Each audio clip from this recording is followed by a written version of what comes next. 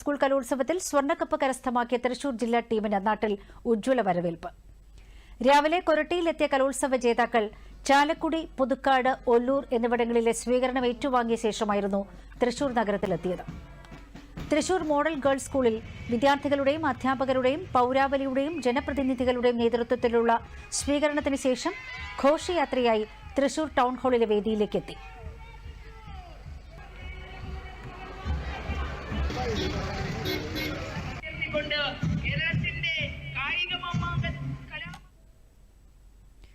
സംസ്ഥാന സ്കൂൾ കലോത്സവ ചരിത്രത്തിൽ ഏറ്റവും ഉയർന്ന പോയിന്റ് നേടി തൃശൂരിൽ എത്തിച്ച സ്വർണ്ണക്കപ്പ് ഇനി വിട്ടുകൊടുക്കില്ല എന്നും കലോത്സവത്തിൽ പങ്കെടുത്ത കുട്ടികളെ വേദിയിലെത്തിച്ച് ഒരു വലിയ പരിപാടി തൃശൂരിൽ സംഘടിപ്പിക്കുമെന്നും റവന്യൂ മന്ത്രി കെ രാജൻ പറഞ്ഞു.